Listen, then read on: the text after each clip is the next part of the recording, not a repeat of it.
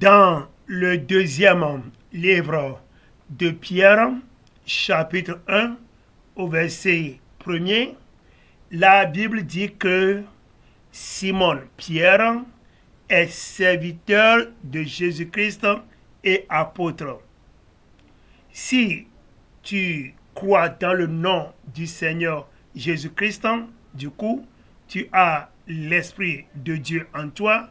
C'est pourquoi on t'appelle enfant de Dieu. Là, l'Esprit de Dieu qui est en toi va te dire que de faire quelque chose à Jésus, soit en train de rendre du service au Seigneur Jésus-Christ.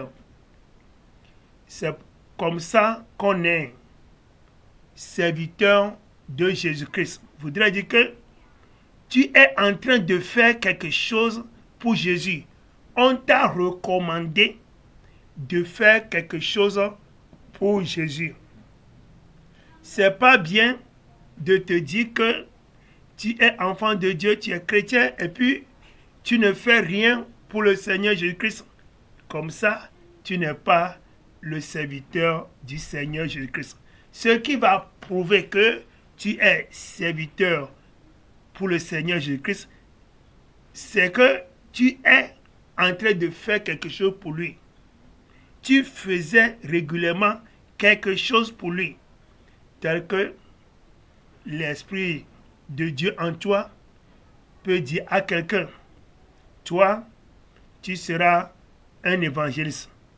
Tu seras en train d'évangéliser un peu partout, à chaque moment. Comme ça, tu es en train de rendre le service d'évangélisation pour le Seigneur Jésus-Christ. Le Seigneur peut te dire à toi quelqu'un que tu sois intercesseur. Et comme ça, en intercédant pour l'œuvre de Dieu, tu es en train de rendre du service pour le Seigneur. On peut te dire à toi, à cause des richesses que moi, Dieu, je t'ai données, comme ça, toi, tu vas aider les pauvres, les orphelins, les veuves, tout ça. Tu le fais, comme ça, toi aussi, tu es en train de rendre du service au Seigneur Jésus-Christ.